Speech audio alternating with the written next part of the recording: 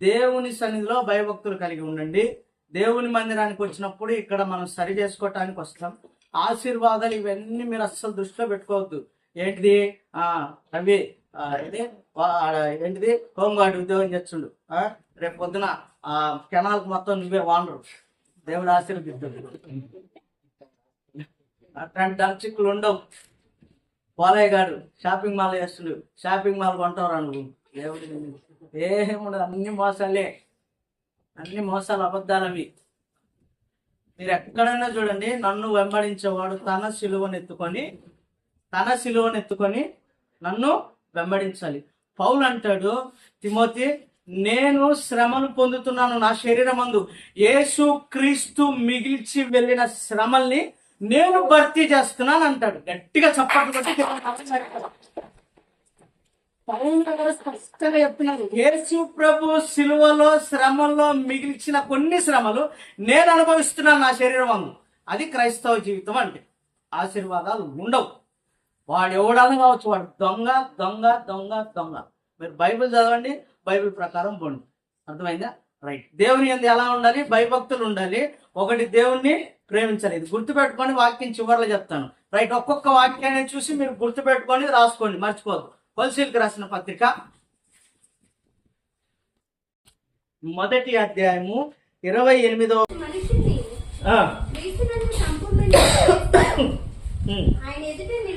ఒక్క నిమిషము, నేను చెప్పిన మాట ఇందా చెప్పాను కదా, 24 చూడండి. 24 అండర్లైన్ చేసి పెట్టుకోండి. యేసు ప్రభువును వెంబడిస్తే ఏం కలుగుతుందో చూడండి. ఇప్పుడు మీ కొరకు ఆగండి. అక్కడ ఒక పాస్టర్ గారు ఎవరి కోసం అనుభవిస్తున్నాడు శ్రమలు? సంఘము కోసము. అది సేవకుడు అంటే. ఇప్పుడు కొట్టండి చెప్పండి. యేసు ప్రభు ఆల్రెడీ సంఘము కోసము తన ప్రాణం పెట్టి రక్తం చిందించాడు. మొన్న ఇద్దరు వల్లే మళ్ళా అట్టికాయలు పెట్టిర్రు. ఒకడేమో గుండు అంటాడు, అన్ని కొరికించుకుంటే బాగుండు. మళ్ళీ ఒకడు అంటాడు, కెమెరా కాడికి వచ్చి నీకు ఉద్యోగం లేదా అంటుంది. వానికి ఏమైనా పిచ్చి కుక్క గడిచిందో ఏమో మరి. వివాహం కావాలా టచ్, పిల్లలు కావాలా టచ్ అంటుంది. ఎంత అన్యాయం చెప్పండి. అన్ని మోసాలు, అబద్ధాలు, దగ. ఎవడన్నా మీ నెత్తి మీద చేసి టచ్ గిచ్చి అంటే ఈ ఊర్లో ఈ ప్రాంతాల్లో కూడా వాని దగ్గరకు కూడా రాని కాకుండా. అర్థమైందా? చిన్న ఉదాహరణ, దావీదు సితారతో కీర్తించినప్పుడు సౌలుకు పట్టిన దురాత్మ ఏమైంది? మీరు పాడితే చాలు, మళ్ళీ మేమెందుకు? అర్థమైందా? అంటే అప్పుడు మనలో ఏమి లేదు, భక్తి లేదు. అందుకోసం మనం సేవకుడి దగ్గరకు వస్తాం. మనకాన్ని ఉంటే సేవకుడు అవసరంలే. అది నీకు దేవునికి సంబంధం. చదవండి. శ్రమల యందు సంతోషించుచున్నాను. దేంట్లో? శ్రమల్లో సంతోషిస్తున్నాడంట. ఎవరన్నా సంతోషిస్తారా? శ్రమల్లో కానుకలు ఇస్తే సంతోషిస్తారు, కిస్మిస్ బట్టలు పెడితే సంతోషిస్తారు, ఇంకా బువ్వ పెడితే సంతోషిస్తారు, మిగిలిపోయిన కేకులన్నీ పార్సల్ చేస్తే సంతోషిస్తారు. శ్రమల్లో సంతోషించే పాస్టర్ నా దగ్గర తీసుకురండి చూద్దాం. నెల జీతం చేసి బియ్యం బస్తు వచ్చింది, ఇది సంతోషించడం. నేను నవ్వులాట చెప్పట్లేదు, సీరియస్ గానే చెప్తున్నా. సంఘం కొరకు శ్రమలు పడుతూ ఆ శ్రమల్లో సేవకుడు ఏం చేస్తున్నంట? గట్టిగా చప్పట్లు కొట్టి దేవుడు. ఒక పాస్టర్ గారు ఎలా ఉండాలో మీకు స్పష్టంగా అర్థమైపోతుంది. పాస్టర్ మన కోసం ఏం చేయాలో, పాస్టర్ సంఘం కోసం ఏ శ్రమ పొందుతాడో, ఆ శ్రమల్లో ఆయన ఆనందిస్తాడో లేదో ఇక్కడ అర్థమైపోద్ది. వాడు ఒరిజినలా డూప్లికేట్ అని. ఆయన శరీరం కొరకు క్రీస్తు పడిన పాటలలో కొదువైన వాటి యందు నేను నా శరీరమందు. ఇప్పుడు చెప్పండి, పాల్ గారికి పెళ్లి కాలే, శ్రమ పడుతుంది కాబట్టి 4 భార్యలు రావాలా? అవునా కాదా? దేవుని పని చేస్తుండు. ఒక ఓడ ఉంది, ఓడరే ఉంది. ఎన్ని ఓడలు రావాలా? ఎన్ని రావాలా? 40, 60 రావాలా? ఏమి లే. యేసు ప్రభువుని నమ్ముకుంటే శ్రమలు వస్తాయి. యేసు ప్రభుని వెంబడిస్తే శ్రమలే వస్తాయి, ఆశీర్వాదాలు రావు. ప్రతి నిత్యం మనకు యుద్ధము, పోరాటమే. ఈ లోకంలో మనం బతికున్నంత కాలము యుద్ధం చేయాల్సిందే. యోబు గ్రంథంలో అంటాడు, నరుల కాలము యుద్ధ కాలము వంటివి కాదా అంటాడు. మీకు గుర్తుందా? నరుల కాలము యుద్ధ కాలము లాంటిది. భూమి మీద మనకు శాంతి సమాధానం దొరుకుద్దంటే మీరు అస్సలు నమ్మొద్దు. సమస్యలున్నా సమస్యల్లో దేవుడు మనకు తోడుంటాడు, అది కన్ఫర్మ్. శ్రమలున్నా శ్రమల్లో దేవుడు మన చెయ్యి విడిచిపెట్టడు, అది గుర్తుపెట్టుకోండి. ఆ మాటలు అర్థమవుతున్నాయిగా. శ్రమలు యోబుకు వచ్చాయి కానీ దేవుడు విడిచిపెట్టాడా? లేదు, దేవుడు తోడుగా ఉన్నాడు. దావీదుకు వచ్చాయి, అది గుర్తుపెట్టుకోండి. రైట్, చదవండి. కొదువై ఉన్న వాటిని నేను నా శరీరమందు ఏం చేస్తున్నాను? సంపూర్ణం చేస్తున్నాను. ప్రతి ఒక్క విశ్వాసి, ప్రతి ఒక్క సేవకుడు అనాల్సిన మాటలు ఇవి. ఇంకా ఏమన్నా శ్రమలు ఉంటే వాటిని నేను అనుభవిస్తాననాలి. శ్రమ వస్తే ఏందో పేపర్ నమ్ముకున్న కానీ శ్రమ, నేను రాలే చర్చికి రాగాకు. శుద్ధ సువర్ణం అవ్వాలంటే, శుద్ధ బంగారంగా మలచబడాలంటే, ఒక రాయి శిల్పం అవ్వాలంటే దెబ్బలు పడాలి, శ్రమలు రావాలి. శ్రమలు వస్తేనే కదా మనం దేవునితో నిలబడగలిగేది. శ్రమలు వస్తేనే కదా మనం దేవుని రాజ్యంలో చేరుకోగలిగేది. ఇవేవి రాకుండా ప్రశాంతంగా ఉండి 3 పూట్ల తిని 6 పూట్ల బండి హల్లెలూయా స్తోత్రం అంటే వస్తుందా? రాదు, అస్సలు రాదు. ప్రార్థనా జీవితం కలిగి ఉండాలమ్మా. కాబట్టి సంపూర్ణంగా శ్రమల్లో మనం ఏం చేయాలి? అనుభవించి దేవుని మహింపరిచే వ్యక్తులుగా ఉండాలి. ఇది గుర్తుపెట్టుకోండి. 1. 2 చూడండి, తిమోతికి రాసిన మొదటి పత్రిక 4:7. అపవిత్రములైన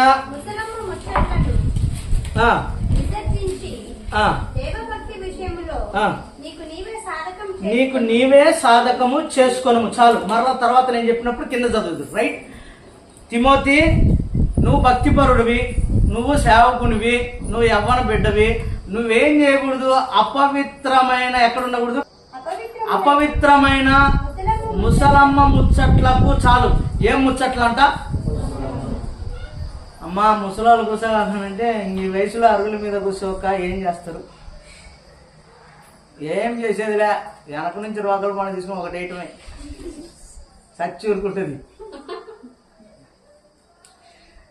దేవుని నమ్ముకున్న వ్యక్తులు ఎక్కడ ఉండకూడదంట? ముచ్చట్లు. ముసలమ్మ ముచ్చట్లు అంటే పనిలేని బార్బరు, గొర్రె హెయిరు, అంతే. నేను తెలుగులో వద్దు. అర్థమవుతుందా? ఏం చేయాలి? క్రైస్తవులు ముసలమ్మ ముచ్చట్ల దగ్గర కూర్చోకూడదు. పనికి మాలిన వ్యవహారాల్లో సమయాన్ని అంతా వృధా చేయకూడదు. సమయాన్ని తీసుకెళ్లి ఎక్కడెక్కడో గుంపులో కూర్చొని వ్యవహారాలు కొట్టుకుంటా చెత్త చేసుకుంటా కూర్చోకూడదు. ముసలమ్మ ముచ్చట్లు నువ్వేం చేయాలి? అపవిత్రమైనవంటే అవి ఇతని పవిత్రతని పాడు చేసేవి, ఇతని పరిశుద్ధతని పాడు చేసేవి, ఇతని భక్తి జీవితాన్ని నాశనం చేసేవి. తిమోతి, జాగ్రత్త. ముసలమ్మ ముచ్చట్ల దగ్గర నువ్వు కూర్చోవద్దు. ముసలమ్మలు బారకట్ట ఆడతారు. ఏమైంది బారకట్ట ఆడితే? ఏమిలే, యేసుప్రభు వచ్చినప్పుడు కూడా బారకట్ట వేసుకోవచ్చు.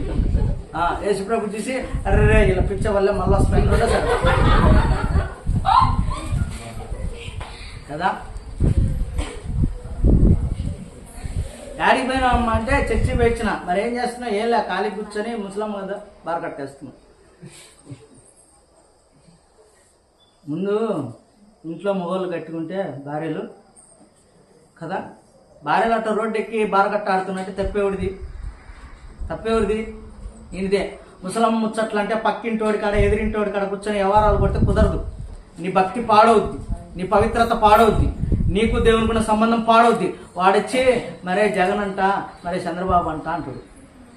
ఈడొచ్చి ఆ సీరియల్ అట్ట, ఈ సీరియల్ ఇట్ట, మొత్తం పోద్ది, సర్వనాశనం అయిపోద్ది. నువ్వు కాపాడుకున్న భక్తి, నువ్వు చేసిన నీకు దేవునికున్న సంబంధం సర్వం పాడైపోద్ది. కాబట్టి ముసలమ్మ ముచ్చట్లు ఎక్కడైతే ఉన్నా అక్కడ మీరు కూర్చోద్దు, జాగ్రత్తగా ఉండాలి. ఇది 2. తర్వాత కింద చదవండి. నేను చెప్పానుగా సాధకము, శరీర సంబంధమైన సాధకము అంటే శరీరానికి ఒక సాధకం కావాలి. శరీరానికి సంబంధించిన సాధకం ఒకటి ఉంది. ఆ సాధకం ఏంటిది? పనులు, ఉద్యోగాలు.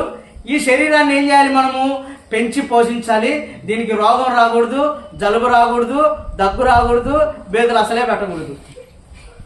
ఏమైనా కూడా ఈ శరీరాన్ని ఏం చేస్తాం? ఈ శరీరాన్ని జాగ్రత్త పరుస్తాం. ఇప్పుడు చెప్తాను వినండి. ఇంట్లో నేను ఉన్నది చెప్తా వినండి. మా నాన్న కూర్చుంటే మంచం మీద, దివాని కట్ట మీద లేయటానికి ఒక 5-6 సార్లు లేచి కూర్చొని ఎప్పుడుకో లేస్తాడు. మా అమ్మతో అంటాడు, ఏమి తినైనా సరే ఈ శరీరాన్ని ఏం చేయాలి? ఒరే ఒక్క గట్టిగా అంతే 1 సంవత్సరానికి ఆ శరీరం ఏమవుద్ది? రేపో మాపో చచ్చిపోయే శరీరాన్ని కదలలేక తన శరీరం తనకే సహకరించలేని ఆ శరీరాన్ని యాపిల్సులతో, జీడిపప్పులతో, వెన్నతో, జున్నుతో పెంచి పోషించి మేపుతున్నారు. అది చివరికి నువ్వు దున్నపోతున్నట్టు మేపితే ఆ శరీరం నిన్ను ఆడికి తీసబోద్ది. కొంచెం మట్టుకే సాధకం. ఆ కొంచెం ఎప్పుడు? నువ్వు బతుకున్నంత వరకే. ఆ కొంచెం ఎప్పుడు? నీ శరీరంలో ఊపిరి ఉన్నంత వరకే. ఊపిరి పోయిన తర్వాత, ప్రాణం పోయిన తర్వాత, ఆత్మ శరీరం వేరైపోయినాక ఆత్మ ఎక్కడ ఉండాలి? ఈ ఆత్మకి ఆహారం ఉండదు, ఈ ఆత్మకి ప్రార్థన ఆహారం ఉండదు, ఈ ఆత్మకి భక్తి ఆహారం ఉండదు, ఈ ఆత్మకి వాక్యం అనే ఆహారం అస్సలు ఉండదు. ఆదివారం వచ్చి ఈ ఆత్మకి వాక్యం పెట్టాలంటే నొప్పి మనకు. అదే శరీరానికి మాత్రం గంటకి అర్ధగంటకు ఒకసారి మయ్యం మేపుతాడు దాన్ని, అర్ధగంటకు ఒకసారి మేపుతాడు దాన్ని. మరి ఆత్మ సంగతి జీవింపజేసేది ఏది? ఆత్మ. దాన్ని మాత్రం పక్కన పెడతాం.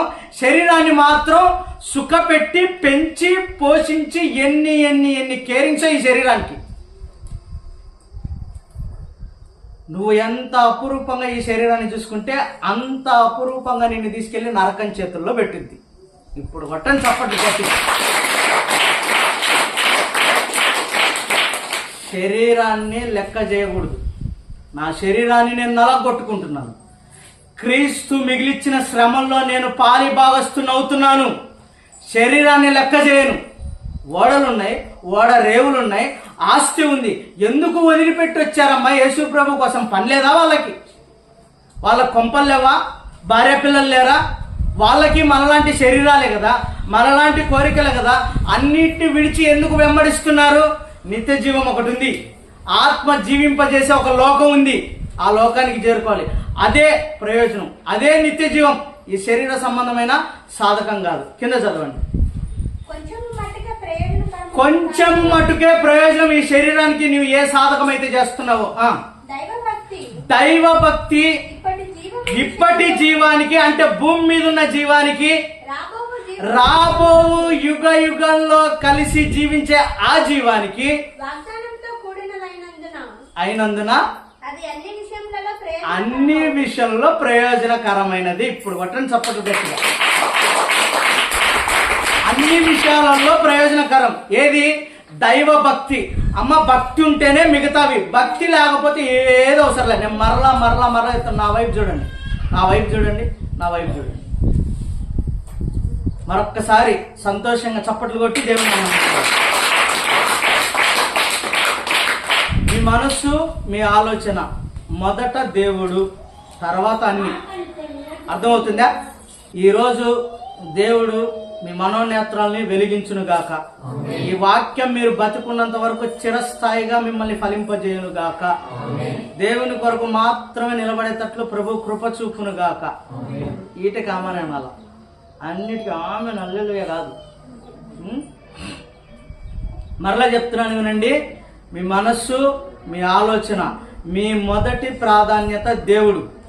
ఆదివారం అర్థమవుతుందా? ప్రార్థన. మామ ఒక రోజు వచ్చినాడు స్తోత్ర ప్రార్థన, మిగతా రోజు అన్ని జెండాపై కప్పిరాజు. ఏంటంటే గడ్డం చేసుకోవాలా, జుట్టు కత్తిరించుకోవాలా. మేము మనుషులం కాదు మరి, మాకేం పైన పాట కర్నూలు నుంచి ఊరెక్కుంటూ వచ్చినాం కదా. భయంగా బిక్కున నిన్న రాజుగాడికి చెప్పిన, శరీరంలో ఉన్న కొవ్వు మాంసం ఏదైతే ఉందో అది వణుకుతుంది తెలుసా, ప్రయాణాలు చేసి. ఎవరి కోసం వస్తున్నా? నా కోసమా? మీరు అంటారు నీ కోసమే వచ్చాను, నువ్వు కట్టుకున్న ఒక చర్చ అంటారు మీరు. మనస్సాక్షి అనేది ఉంటే మన సెల్లులో పదంలోకండి, లేదా బయట పెట్టండి, వచ్చేటప్పుడే సైలెంట్లో పెట్టుకోండి. మనస్సాక్షి అనేది ఉంటే ఎవరి కోసం వస్తున్నాడు ఆ వ్యక్తి అని ఒక్కసారి ఆలోచిస్తే మనం బాగుపడతాం. నా మాటలు అర్థమవుతున్నాయా? ఎవరి కోసం వస్తున్నామని ఒక్కసారి ఆలోచిస్తే మనం బాగుపడతాం. మొదటి మెట్టు అది. నేను వచ్చేది మీకోసమే, నాకేం పనిలేక కాదు, వాక్యం చెప్పడానికే వస్తాను. మోషేని దేవుడు వెళ్ళమంటేనే వెళ్ళాడు, లేకపోతే మోషే వెళ్ళడు. అర్థమైందా? నెహెమ్యాని వెళ్ళమంటేనే వెళ్ళాడు. ఎక్కడికి? సొంత ప్రజల దగ్గరికి. ఇర్మియాని వెళ్ళమంటేనే వెళ్ళాడు. ఎవడు నా నిమిత్తం ప్రాణం పోగొట్టుకుంటాడో వాడు దానిని దక్కించుకుంటాడు అని ఉంటుంది. యేసుప్రభు అంటాడు, ఎవడైతే నా నిమిత్తం ప్రాణం పోగొట్టుకుంటాడో వాడి ప్రాణం వాడు దక్కించుకుంటాడు. చిన్న ఉదాహరణ, మొన్న అన్నని చంపారు కదా, అన్న దేని నిమిత్తం చనిపోయాడు? ప్రవీణ్ అన్న దేని నిమిత్తం? దేవుని సేవ నిమిత్తం. ఎవరి కోసం పోగొట్టుకున్నాడు ప్రాణాన్ని? ఇప్పుడు ఆయన ప్రాణం ఎక్కడుంది? ఇప్పుడు కొట్టండి సపోర్ట్. మీరు అనుకుంటారేమో కానీ మీరేం కంగారు పడాల్సిన అవసరం లే. అన్న కూడా ఒకసారి వీడియోలో చెప్పిండు, మీరు నన్ను చూస్తారు తప్పకుండా పరలోకంలో కదా. మీరు వాక్యాన్ని సరిగ్గా విని మీలో ఉన్న చిన్న చితక లోపాలు తీసేసుకుంటే మనందరం ఇక్కడ ఉన్న తేడా. ఇప్పుడు కొట్టండి సపోర్ట్. నా ప్రయాస అంతా మిమ్మల్ని ఎక్కడ పెట్టాలని? మీరు తిట్టుకున్నా, మీరు అసహించుకున్నా, నేను మనుషుని కాదని ముద్రేసిన, వాడంతే అంటుంటాడని మీరు ఎన్ని నా మీద రాళ్ళేసినా, నేనైతే చెప్పి మిమ్మల్ని ఏం చేయాలని? దేవుని ఎదుట నిలవబెట్టాలని. గద్దింపుకు లోబడినోడు హఠాత్తుగా, ఇంకొంతమంది అంటారు కదా ఫరో హృదయం అంటారు కదా. ఫరోకి ఏ గతి పట్టిందో తెలుసా? మర్చిపోయారా? కఠినమైన హృదయాన్నే చూస్తారా? ఫరోకు పట్టిన కుక్క సావు గుర్తుపట్టరా? గుర్తుపెట్టుకోండి, జాగ్రత్త. మొదట దేవుడు, దేవుని మందిరం, తర్వాతే అన్ని. అది ఒక్కటి గుర్తుపెట్టుకోండి, రైట్? శరీర సంబంధమైన సాధకము కొంచెం మాత్రమే, అదే ఆత్మ సంబంధమైన సాధకము ఈ లోకంలో పరలోకంలో యుగ యుగాలు అది ఉపయోగకరంగా ఉంటుంది, రైట్? ఇంకొకటి చూడండి, మత్తయి సువార్త 10:32 పేజీ నెంబర్ 11 క్రొత్త నిబంధన. మనుషుల ఎదుట నన్ను ఒప్పుకున్నవాడెవడో, ఎవరైతే ఒప్పుకుంటారో, ఆగండి ఇక్కడ. ఒప్పుకోవటం అంటే ఏంటిది? యేసు ప్రభు నా దేవుడు, యేసు ప్రభు నా కోసం ప్రాణం పెట్టాడు, యేసు ప్రభు నేను సొంత రక్షకునిగా అంగీకరిస్తున్నాను, బాప్తిస్మము. ఇది ఒక మెట్టు, యేసు ప్రభుని అంగీకరించడం. ఎక్కడ? మనుషుల ఎదుట. యేసు ప్రభు నా దేవుడు, నన్ను రక్షించిన రక్షకుడు అని ఎవరైతే ఒప్పుకుంటారో వారిని దేవుడు పరలోకంలో ఏం చేస్తా అంటున్నాడు? నా తండ్రి ఎదుట నేను వారిని ఒప్పుకుంటాను. కొంచెం ఆగండి, మరలా చెప్తాను. ఒప్పుకోవటం అంటే మారు మనసు, బాప్తిసం, రక్షణ కాడే ఆగిపోకూడదమ్మా. నేను మరలా చెప్తున్నాను, వినండి. మారు మనసు, బాప్తిస్మము, రక్షణ కాడనే ఆగిపోకూడదు. ఒప్పుకోవటం అంటే ప్రతిరోజు మనుషుల ఎదుట ఒప్పుకోవాలి. అగ్నిగుండం ఎదురైనప్పుడు ఒప్పుకోవాలి. సింహాల బోను ఎదురైనప్పుడు గట్టిగా చప్పట్లు కొట్టి అగ్నిగుండం ఎదురైతే యేసుప్రభు ఎవరో నాకు తెలీదు. రే, నిన్ను కూడా యేసు ప్రభుతో చూసా, యేసు ప్రభు శిష్యులో నువ్వు కూడా యేసు ప్రభు ఎవరో నాకు తెలీదు. ఎవరు ఒప్పుకోలేదు? పేతురు. సిగ్గుచేటు కాదు? కలిసి తిరిగి సమస్తాన్ని విడిచి వెంబడించిన వ్యక్తి, కుటుంబం వద్దనుకున్న వ్యక్తి, శిష్యులందరూ వెళ్ళిపోతే నీ ఒక్కడివే నిత్య జీవము కలిగిన దేవుడవు, నీవు నిజమైన క్రీస్తు అని చెప్పిన వ్యక్తి నువ్వెవరో నాకు తెలియదు అన్నాడు. ఒప్పుకోవట్లేదు. మనుషుల ఎదుట శ్రమ వచ్చేసరికి, ప్రాణం మీదకి వచ్చేసరికి భయపడుతున్నాడు మనుషులకి. పేతురు ఇట్లాంటి వాళ్ళని చూసి నేను బాధపడతా. మన దేవుడు నా దేవుడు అని స్వనీతిని నేను చెప్పను. కొంతమంది అంటారు నా దేవుడు సియోనులో నుండి నేను ఆశీర్వదించునుగా కంట్లో. వీడికేనా దేవుడు? మరి వాళ్ళు ఎవరు? అతిభక్తి ఎక్కువైపోయి తెల్ల డ్రెస్ చేసుకున్న పాస్టర్లకి. మా బ్యాచ్ అది కూడా. నా ప్రభువు నిన్ను దీవించిన కాకంటే నాకు ఒళ్ళు మండిపోయింది. మరి నీ ప్రభు అయితే వాళ్ళకి ఎవరురా? మాట్లాడేటప్పుడు, చెప్పేటప్పుడు అందరినీ కలుపుకోవాలి. అది పాపమైనా దేవుణ్ణైనా ఒప్పుకునేటప్పుడు గుర్తుపెట్టుకోండి. మీరైనా కూడా మాట్లాడేటప్పుడు మీరు పాపం చేయగాకంటే మనమేంది నీతి మక్కులమా? అది గుర్తుపెట్టుకోవాలి. వాక్యం చెప్పేవాళ్ళు వాళ్ళతో మనల్ని కలిపి చెప్పుకోవాలి. మనమంతా సమానమే. దేవుణ్ణి ఒప్పుకునేటప్పుడు కలిపి చెప్పాలి. ఒప్పుకోవట్లేదు ఎవరు? పేతురు.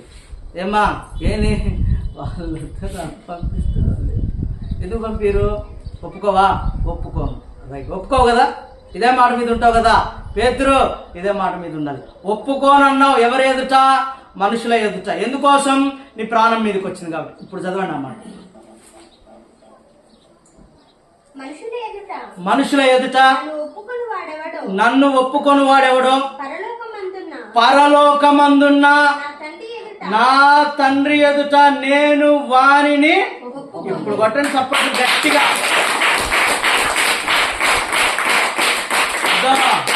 అగ్నిగుండం ఉంది, అగ్నిగుండం లేస్తా మొక్కకపోతే లేదు, యేసుక్రీస్తే మా దేవుడు అని ఒప్పుకున్నారు. మనుషులందరూ చూస్తున్నప్పుడు దేవుడు వాళ్ళని గట్టిగా చెప్పకపోతే అందరూ కన్నులో వేడుతో చూస్తున్నారు. ఎవరు ఒప్పుకున్నారు? మనం వేసిన ముగ్గురు కదా, నలుగురు ఏంటి? దేవుడు స్పష్టంగా ఒప్పుకొని వాళ్ళని ఏం చేస్తున్నాడు? కాపాడుతూ వస్తున్నాడు, రక్షిస్తూ వస్తున్నాడు. వెంట్రుకు కూడా కాలిపోకుండా దేవుడు చక్కగా ఆయన చేతుల్లో కొట్టండి అబ్బా.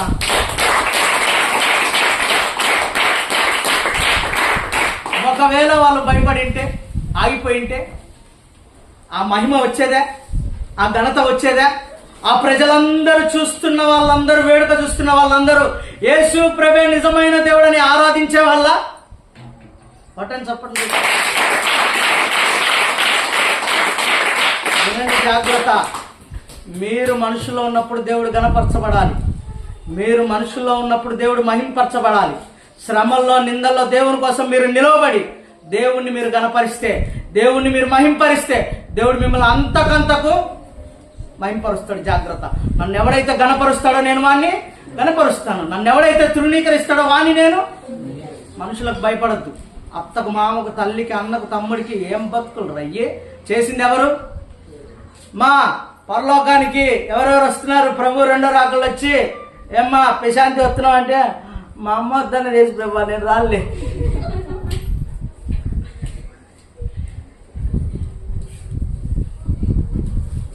పిల్ల చేష్టాలు కాదు ఇవి. దేవుడు అంటే ఏం లేదు, ఏం లేదు, భయం లేదు. దేవుడిని ఏం చేయట్లేదు? ప్రేమించట్లేదు. ఇవన్నీ క్రైస్తవులు తెలుసుకోవాల్సిన మొదటి వాళ్ళు ఏబిసిడీలు. 1, 2. మా నిద్రపోలేదా రాత్రి? ఈసారి ప్లాన్ పెట్టాయా?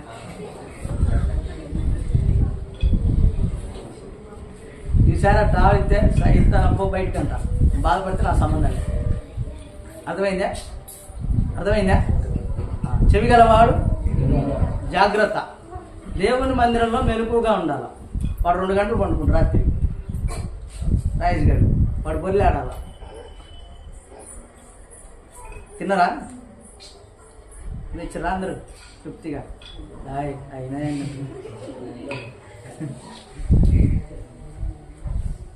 తింటే నష్టమేం లేదులే. రైట్, ఒకసారి చప్పట్లు కొట్టి దేవుని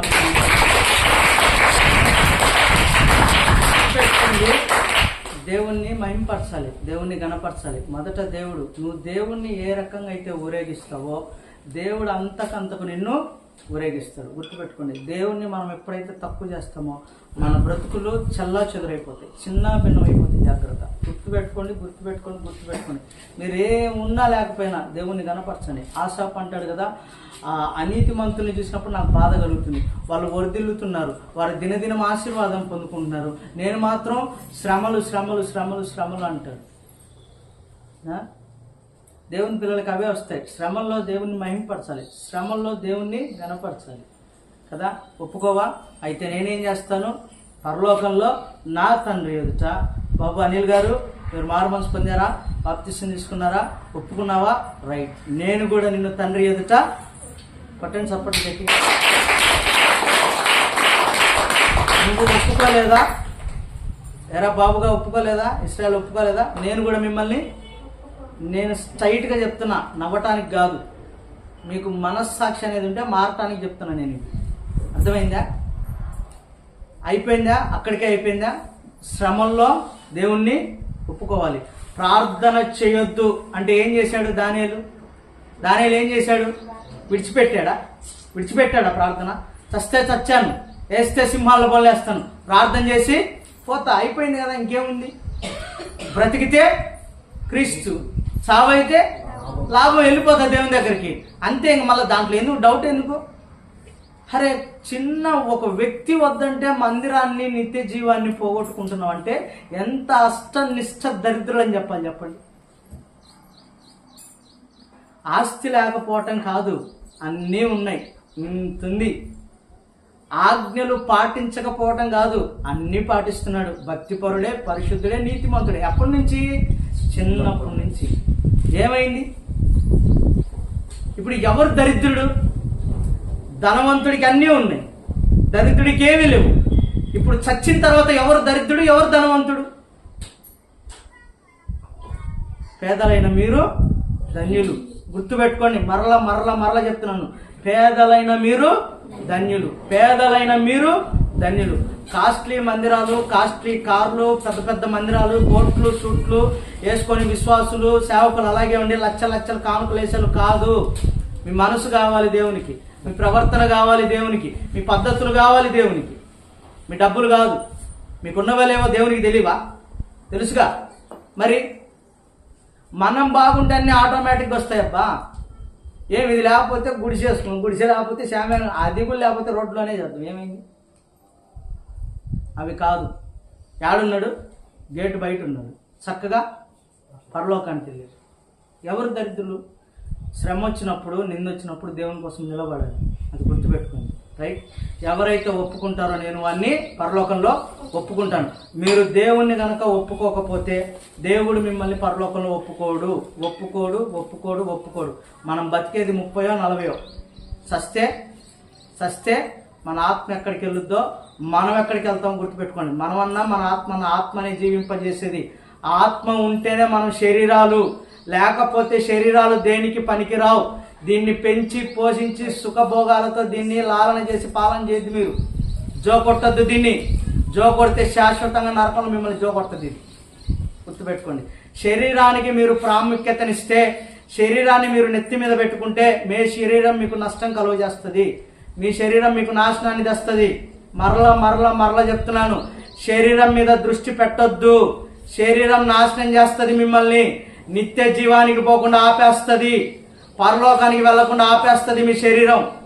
మనుషులు ఆపేస్తారు, భయం ఆపేస్తుంది. ఒకటే కొదువుగా ఉంది. వానికి తెలుసు యేసు ప్రభు నిత్య జీవం ఇస్తాడని.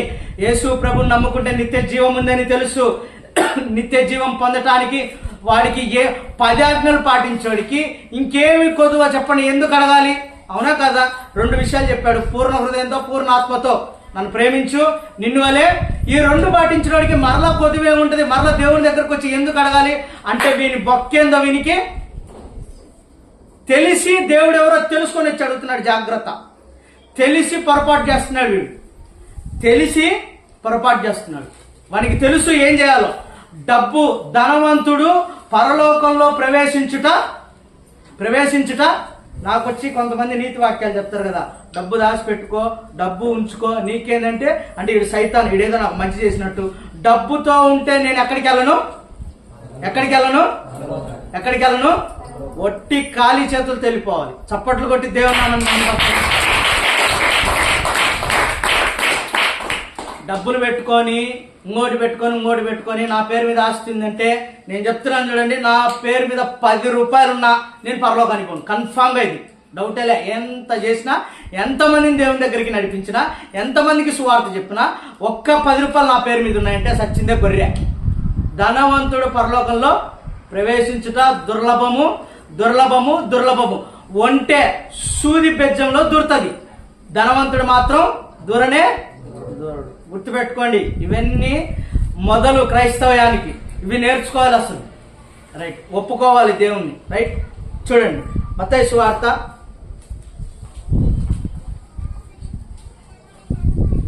'నేను చెప్తాను చూడండి. ఇప్పుడు ఒక్కసారి యోహాను సువార్త చూడండి, అది చివరిలో చూద్దాం. యోహాను సువార్త 21:15 చూడండి. వారు భోజనం చేసిన తర్వాత యేసు సీమోను పేతురును చూసి, సీమోను, వీరికంటే నీవు నన్ను ఎక్కువగా ప్రేమిస్తున్నావా? చాలు, ఎక్కువగా ప్రేమిస్తున్నావా అని దేవుడు అడిగాడు. ఎందుకు ప్రేమిస్తున్నావా అని అడగకుండా ఎక్కువగా ప్రేమిస్తున్నావా అన్నాడు. అందరినీ ప్రేమిస్తాం, ప్రేమించకూడదు అని నేను చెప్పను. అందరినీ ప్రేమించాలి, తల్లిదండ్రుల్ని, స్నేహితుల్ని, శ్రేయోభిలాషుల్ని అందరినీ ప్రేమించాలి. అంతకంటే ఎక్కువగా ఎవరిని ప్రేమించాలి? దేవుణ్ణి ప్రేమించాలి. దేవుణ్ణి ప్రేమిస్తూ వీళ్ళని ప్రేమిస్తూ దేవుడు కాదు. మరలా చెప్తున్నాను వినండి, దేవుణ్ణి ఎక్కువగా ప్రేమించాలి, కింద వీళ్ళని ప్రేమించాలి. వీళ్ళకంటే దేవుణ్ణి ఎక్కువగా ప్రేమించాలి. దేవుని కంటే వీళ్ళని కాదు మనం ప్రేమించాల్సింది. మొదట దేవుణ్ణి ప్రేమించాలి, ఎక్కువగా దేవుణ్ణి ప్రేమించాలి, ఆ తర్వాత మిగతా.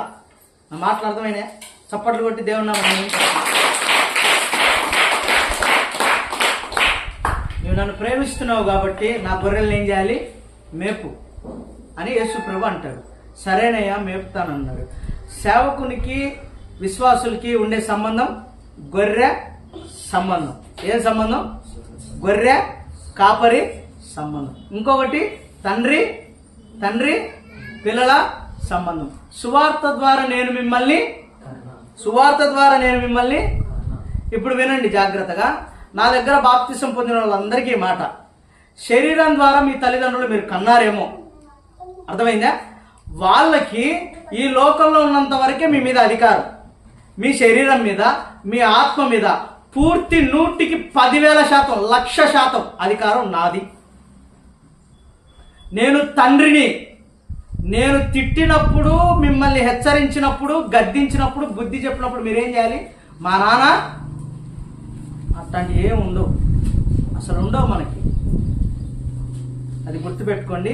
ఇప్పుడు చూడండి, మత్తయి సువార్త 7:9 చదవండి. 7:9 మీలో ఏ మనుషుడైనను తన కుమారుడు, వినండి జాగ్రత్తగా, ఒక కొడుకు వచ్చి ఒక వ్యక్తిని రొట్టెని అడిగితే రాతినిస్తారా? చేపని అడిగితే పామునిస్తారా? ఆగండి, ఇక్కడ ఒక విశ్వాసి వచ్చి సేవకుని అడిగితే నాకు రొట్టె కావాలా అంటే రొట్టెనిస్తారా? రాయినిస్తారా? రొట్టె లేదు నన్ను రాయి తిని అంటారా? అప్పో సప్పో చేసి, కాయో కష్టమో చేసి ఒక రొట్టె అడిగితే ఈ నాన్న ఏం చేస్తాడు? 2 ఇస్తాడు. ఈ నాన్న మంచోడు కాకపోవచ్చు, అయినా సరే పిల్లల్ని ఏం చేస్తాడు? సరైన మార్గంలో నడిపించాలని చూస్తాడు. గుర్తుపెట్టుకోండి. చిన్న ఉదాహరణ, నాన్న తాగుపోతాడు, పిల్లలు తాగాలని కోరుకుంటాడా? నేను మంచోడిని కాదు, మీరు షెడ్యూల్ అవ్వాలని కోరుకుంటానా? ఇప్పుడు కొట్టండి చప్పట్లు. మీ నాన్నోళ్ళు, మిమ్మల్ని కన్న తల్లిదండ్రులు భూమి మీద ఉన్నంత వరకే మీ బాగోగులు, భూమి మీద ఉన్నంత వరకే మిమ్మల్ని వారు సంరక్షించేది, భూమి మీద ఉన్నంత వరకే మీ బాగోగులు చూసేది. మీరు చచ్చిన తర్వాత మీ తండ్రులు కూడా మిమ్మల్ని పాతి పెట్టి కొన్నాళ్ళు ఏడ్చి, అయితే ఆత్మ సంబంధమైన ఈ తండ్రి ఉన్నాడు చూడండి, నిత్య జీవం ఎవరి దగ్గర నిలబెడతాడు? ఇప్పుడు కొట్టని చప్పట్లు గట్టిగా. అయ్యా ఇదిగో ఈ అబ్బాయిని చూసావా? ఈ అబ్బాయి రవి, నేను బాప్తిసం ఇచ్చా, నేను వాక్యంలో పెంచా, నా మాట విని చక్కగా ఎదిగాడు, ఇదిగో తీసుకో. ఎట్టుంటది? ఒకసారి చప్పట్లు కొట్టి దేవుని నామమున ఇదే మాట మిమ్మల్ని కన్న తండ్రి చెప్పగలడా? మిమ్మల్ని కన్న తండ్రి చెప్పగలడా? చెప్పలేడు. ఆ అధికారం నాకు మాత్రమే ఉంది. ఇప్పుడు నాకు మీరు ఎలా లోపడాలి, సేవకునికి ఎలా విలువ ఇవ్వాలి, అస్సలు బొత్తిగా మర్యాద అనేది రాకుండా పోయింది. కనీసం దేవునికి భయపడితే, దేవునికి విలువిస్తే అప్పుడు కాపరికి మీరు విలువిస్తారు. దేవునికి విలువ ఇవ్వకుండా, వాక్యానికి విలువ ఇవ్వకుండా, మందిరానికి విలువ ఇవ్వకుండా ఉంటే నాకేం విలువిస్తారు మీరు? నేను చచ్చిపోతా, నాకు భయం అయింది, నాకు దెయ్యం పట్టింది, నువ్వు చెయ్యేస్తావా లేదా? నువ్వు చెయ్యేసి ప్రార్థన ఆ బాప్తిసం. ఇంకా తండ్రిని ఏడాది పెట్టింది, నాకు ఆస్తి కావాలా, ఇచ్చేయి, నేను తిరుగుతా. పో, ఎవరికైనా నష్టం. మళ్ళీ కాల్చో తండ్రి దగ్గరకు వస్తాడు, అప్పుడు తండ్రి కాలుతుందంటే. అయినా సరే పిల్లలు చేసిన తప్పుల్ని తండ్రి ఏం చేస్తాడు? బాధపడి హక్కును చేర్చుకుంటాడు. అప్పట్లో ఎంత బాధ పెడతారు తెలుసా సేవకుల్ని? తెలుసా మీకు ఆ విషయం? తెలుసా? పిల్లోడు తప్పిపోయినప్పుడు మీకేముండదు, ఆడ తిరిగేది నువ్వు, బాధపడేది తండ్రి. నా మాటలు అర్థమవుతున్నాయి, అర్థం కావట్లేదా? మీరు పిచ్చి పిచ్చి వేషాలు అక్కడ వేస్తే బాధపడేది నేను, మీరు కాదు. నిజమైన సేవకునికుండే లక్షణాలు ఇవి. లేకపోతే ఆరిపోయిన బుడ్లే మనకెందుకు, ఆరిపోయినా ఆ టైప్ అయితే నష్టంలే, నీ ఇష్టం. అమ్మ తప్పు ఉన్నప్పుడు తప్పు అని సరి చేసుకోవాలి. సరి చేసుకుంటేనే నేను, నా కుటుంబం, నా పిల్లలు దేవుని ఎదుట నిలవబడతారు. మీకు నిజంగా నేను తండ్రిని అనిపిస్తే ఈసారి అలగరు నా మీద, ఈసారి అలగరు, ఈసారి నా మీద రివర్స్ కాదు. మరలా చెప్తున్నాను వినండి, మిమ్మల్ని కన్న తల్లిదండ్రులు దేవుని ఎదుట నిలబెట్టలేరు, నేను మాత్రమే నిలబెట్టగలను. అది ఎలాగా? దేవుని వాక్యం ద్వారా, దేవుని రక్షణ ద్వారా నేను మిమ్మల్ని నిలవబెట్టగలను, తయారు చేయగలను. హేగే వశంలో ఉంది ఎస్తేరు, ఆయన చెప్పినట్లు సిద్ధపడింది కాబట్టి రాజు ఎదుట నిలవబడింది. అర్థమైందా? అర్థమైందా?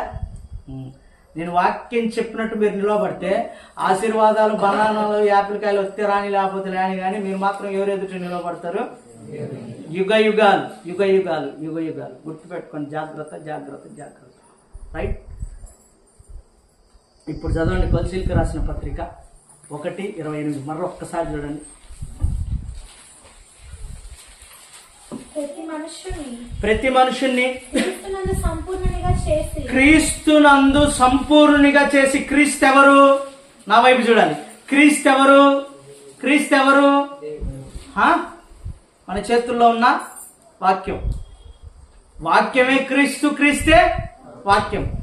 ఏ విధము చేత అయినా సరే, ఎలా అయినా సరే, తిట్టో కొట్టో భయపెట్టో ఉన్నది ఉన్నట్టు చెప్పో, ఏదైనా సరే ఆ విషయాన్ని చెప్పి ఏ విధము చేత అయినా సరే, మీరు బాధపడ్డా నేను బాధపడ్డా, మీరు నష్టపోయినా నేను నష్టపోయినా, మీరు నాతో మాట్లాడకుండా నన్ను వెలివేసినా నేనేం చేయాలి? మిమ్మల్ని ఏం చేయాలి? సంపూర్ణులుగా క్రీస్తులో అనగా వాక్యంలో మిమ్మల్ని సంపూర్ణులుగా చేసి మచ్చ, డాగు, కలంకం, లోపము ఇవేవి లేకుండా తీసుకెళ్లి రాజు ఎదుట నిలవబెట్టాలి. రాజు ఆ గొర్రెను చూసినప్పుడు, రాజు ఆ గొర్రెను వెతికినప్పుడు, రాజు ఆ బొచ్చు తీసి మొత్తము పరీక్షిస్తున్నప్పుడు ఆ గొర్రెకు మచ్చ ఉండకూడదు, ఆ గొర్రెకు గాయం ఉండకూడదు, ఆ గొర్రెకు ఏ లోపం ఉండకూడదు. నా మాటలు అర్థమైనా అర్థం కాలేదా? చప్పట్లు కొట్టి దేవుని నమ్ముతున్నాను.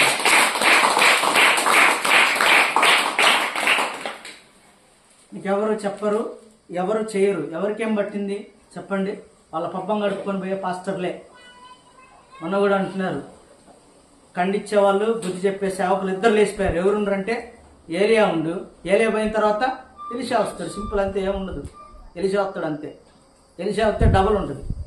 ఏలియా తక్కువే, ఎలీషా వస్తే డబుల్ ఉంటుంది. చూద్దాం ఎవరో. రైట్? ఏం చేయాలి?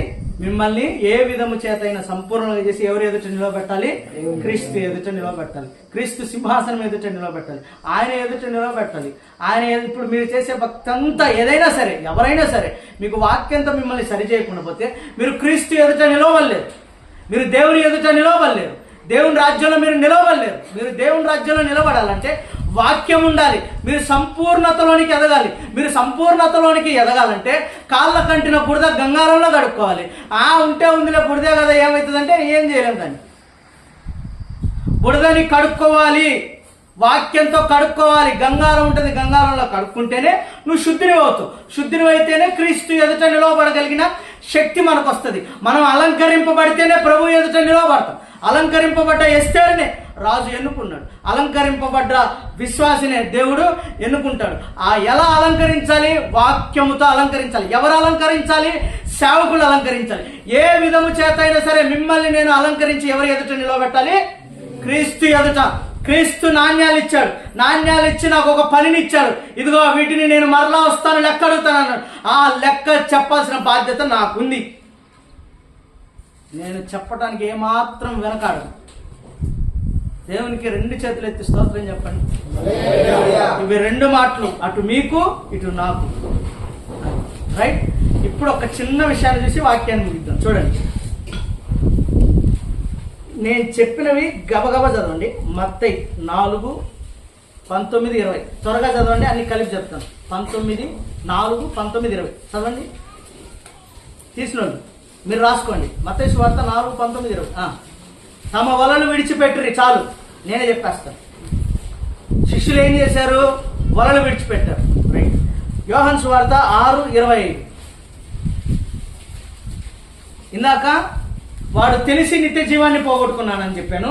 ఇప్పుడు శిష్యులు తెలియక నిత్య జీవాన్ని పోగొట్టుకున్నారు. చూడండి, సముద్రపు అద్దరిని ఉంటే యేసు ప్రభు ఆయనను కనుగొని, చాలు, ఆయనను కనుగొని శిష్యులు వస్తున్నారు. ఎవరి దగ్గరికి? యేసు ప్రభు దగ్గరికి. యేసు ప్రభుని కనుక్కున్నారు. అదిగో బోధకుడు అక్కడ ఉన్నాడు, యేసు క్రీస్తు అక్కడ ఉన్నాడు. మొదట యేసు ప్రభు వాక్యం చెప్పడానికి సముద్రానికి అవతలికి వెళ్ళిపోయాడు. మిగతా కొంత గుంపు ఉంది, శిష్యుల గుంపు. ఈ గుంపు అంతా బయలుదేరారు. ఎవరిని? యేసు ప్రభుని కలుసుకోవటానికి. యేసు ప్రభుని కలుసుకోవటానికి వెళ్ళిన వీళ్ళు యేసు ప్రభుని కనుగొన్నారు. యేసు ప్రభుని గుర్తుపట్టాడు. వాడు కూడా వచ్చాడు. ఎవరు? యవనస్తుడు. వచ్చి నిత్య జీవానికి వారసుడు అవడానికి నేనేం చేయాలి? బోధకుడు అని వాడు అంటున్నాడు. వీళ్ళు బోధకుడిని కనుగొన్నారు. కనుగొని వాడంటాడు, వీళ్ళు అంటారు, ప్రభువా నువ్వు ఇక్కడ ఉన్నావా అంటాడు. దేవునికి వారి హృదయం తెలుసుగా, వారి ఆలోచనలు తెలుసుగా, వారి స్థితిగతి ఏందో తెలుసుగా. దేవుడు హృదయ అంతరంగాల్ని ఎరిగిన దేవుడు. ఆ దేవుడు ఏమంటాడంటే, రే మీరు నన్ను ఊరికే వెతకట్లేదు, మీరు నన్ను ఊరికే కనుగోవట్లేదు. మీరు దేనికోసం వచ్చారో తెలుసా? దేనికోసం? దేనికోసం? అందరు చెప్పాలి. దేనికోసం? దేనికోసం? మీరు విన్నవే, మరలా చెప్తున్నాను ఇంకొంచెం స్పష్టంగా వివరంగా. దేనికోసం వచ్చారు? రొట్టెల కోసం వచ్చారు. నా దగ్గరకు వస్తే ఆశీర్వాదం వస్తుందని వచ్చారు. నా దగ్గరకు వస్తే రొట్టెలతో మీ కడుపు నింపుకోవచ్చని వచ్చారు. నా దగ్గరకు వస్తే నా పేరట మీరు ఫ్రీగా భోంచేయచ్చని వచ్చారు. ఎవరు? పాస్టర్లే, పాస్టర్లు, విశ్వాసులే.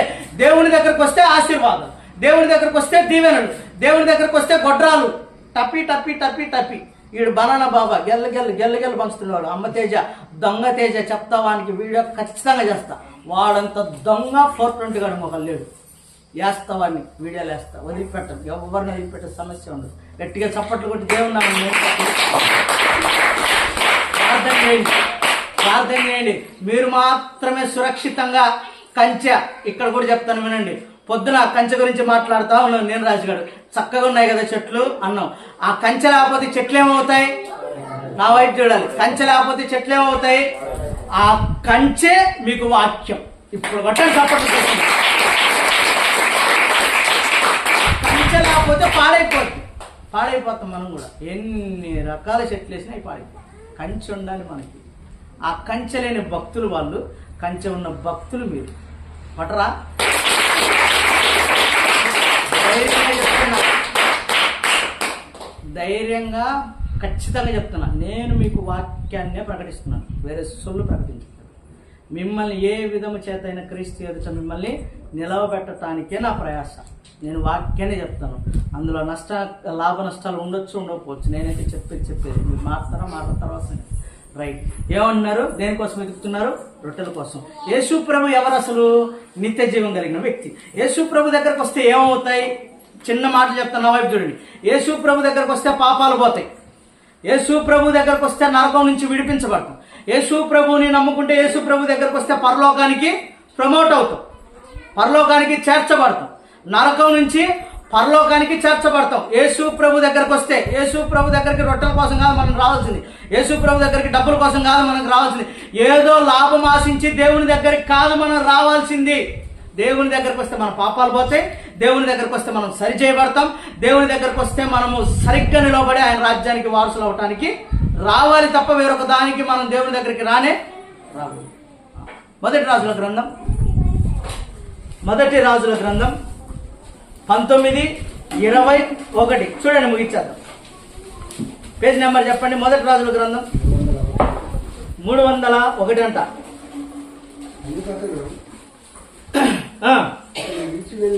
అతన్ని విడిచి వెళ్ళి ఇంకొంచెం పైన చూడండి, ఒక్కసారి 19 చదవండి. 19 ఏలి అచ్చటి నుండి అతనికి షాపాదు కుమారుడైన ఎలీషా కనబడెను. అతడు తన ముందరున్న 12 అరకల ఎడ్ల చేత. రైట్, అక్కడ ఆగండి చాలు. ఎన్ని అరకలు? నేను చెప్తాను మన భాషలో. 12 ఎకరాలు. ఎన్ని ఎకరాలు? ఎవరిది? ఎలీషాది. ఇప్పుడు చూడండి 5-10 నిమిషాల్లోనే చెప్పేసి ముగిస్తాను. 12 ఎకరాల ఓనరు ఎలీషా, 12 ఎడ్లు అంటే వెలసి 24, అంతేనా? అంతే కదా? అంతేనా? లెక్కల్లో తప్పు కదా? ఎన్ని? 24 అంటే 12 జతలు, 12 ఎకరాలని దున్నుతూ ఉన్నాయి. ఎలీషా పని చేపిస్తున్నాడు, సాగు చేపిస్తున్నాడు. అంత ఆస్తిపరుడు ఎలీషా. ఏలియా కొండ మీద సవాలు విసిరాడు. ఏమని?